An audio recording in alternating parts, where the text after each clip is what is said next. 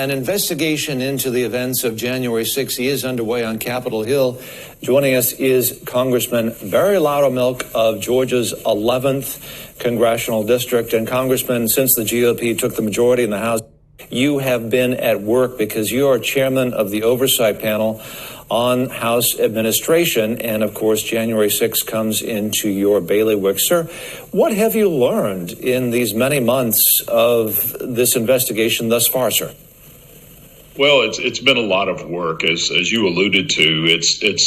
We collected a couple million pages of documents from the January 6th committee without a really good table of contents, let's say. It was almost like a 1,000-piece puzzle that somebody dumped on the table and said, now fit the pieces together. So that's what we've been doing, is trying to fit the pieces together of the documentation that we've had, which leads us to the first thing we learned is we don't have all of the documentation that was produced by the January 6th committee. So we started working on finding what are the pieces of information that we need that we don't have. And so we've identified some of that. We're looking for more. Another thing that we've learned is we've tried to understand the process that the January 6th committee went through to get to their supposed facts. And we've also learned that that was incredibly flawed, and it was not just flawed, but led to a lot of false assumptions, which led to false allegations. And so that calls into question the validity of even their final report. How much of that is actually true? There seem to be, I think you've said that there are some gaps in the information that you have. You're trying to fill in those gaps. And I gather that would be both with regard to the video as well as some of the documents, right? Well, videos, we have all of the videos that the U.S. Capitol Police had on their surveillance cameras. And so we're comfortable with that because basically the Capitol Police has given us access to their system. So we can go in and look at that. Some of the areas that we don't have information is we know every deposition. Every time that the January 6th committee subpoenaed an individual and they came in and they deposed them, that was videotaped. We have none of those videotapes. There's other information, memos between individuals on the January 6th committee. Now, keep in mind, the January 6th committee were comprised of a few members of Congress, but the majority of it was paid staff, federal employees. We don't have any of the memos between them. And then one area that is a big concern to us is part of our task that the Speaker has given us is in this investigation, not just investigate the January 6th committee and their flawed report, but how did the United States Capitol building, how was it breached? Where was the security failure on January 6th that regardless of who was coming in and why, how were they able to get in? And so part of the select committee, they broke up the committee into teams. There was a blue team, and we do have documentation of their organizational chart. And we have talked to individuals who had worked with the January 6th, the select committee on January 6th. And confirmed they had a team that was looking at this very subject. How was the Capitol breached?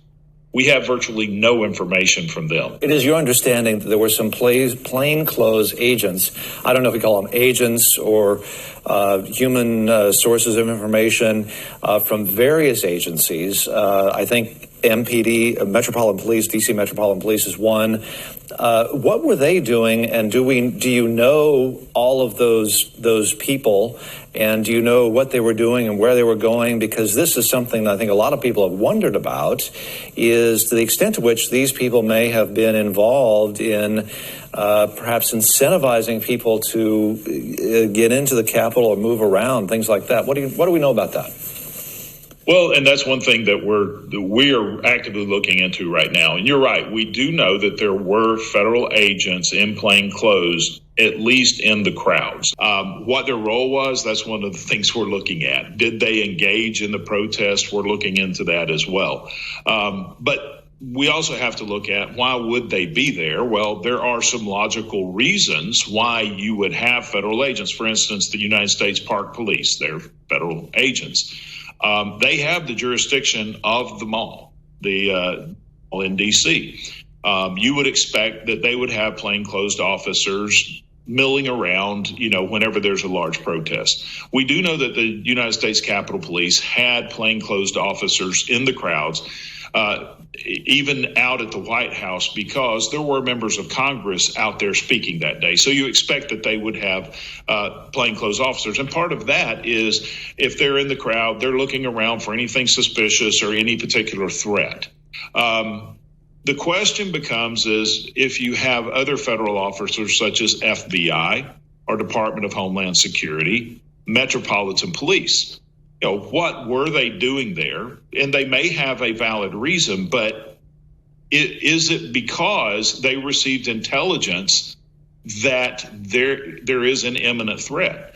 And if they did receive that type of intelligence, what was the intelligence, and did they share it with the Capitol Police? And the reason we're interested in that is not just why the federal agents were there, but we have also learned that the breach of the Capitol is predominantly due to an intelligence failure within Capitol Police. We do know that there was some very critical intelligence received by the intelligence division in the Capitol Police, but it was never passed along, not even passed on to the chief of police on that day. I guess it was the interim police chief, Yogananda Pittman, I believe.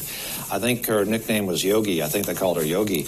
I think you want to talk to her as well. What do you think you might learn from Chief Pittman, or former Chief Pittman, who now is, I believe, in Berkeley and working in security, I believe, at the University of California, Berkeley, I believe. I'm not sure about that, but that's what I've heard.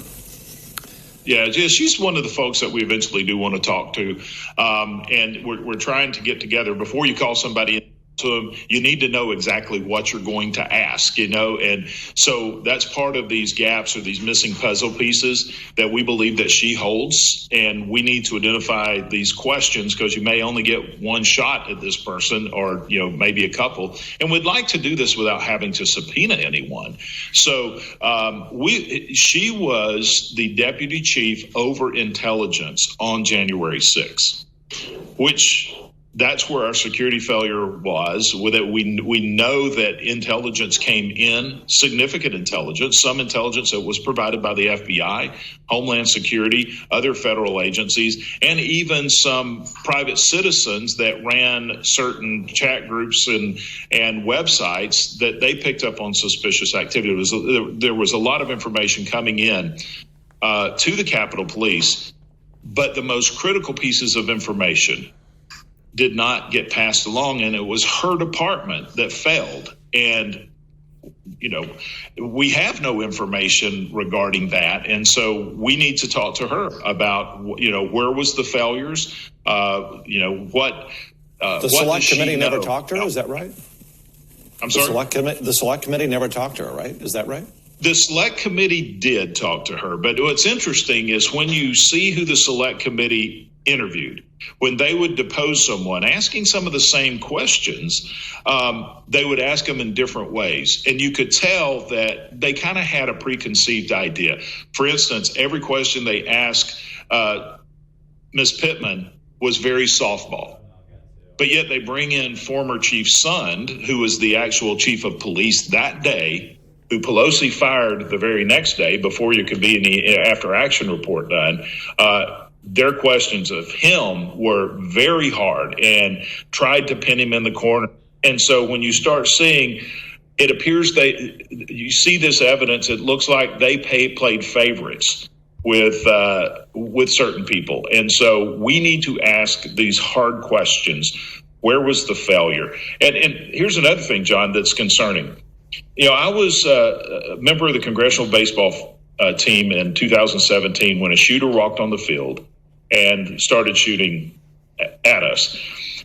We had 2 Capitol Police officers there with us. If it wasn't for those 2, I wouldn't be here today, especially Agent David Bailey, who literally put his life on the line. The after-action report from that incident that involved only two Capitol Police officers was nearly 50 pages long. The after-action report after the attack on the Capitol which involved 1,200 plus Capitol Police officers, was a little over 20 pages, double spaced. So it was almost like someone in the chain of command did not want to look into where the failure was.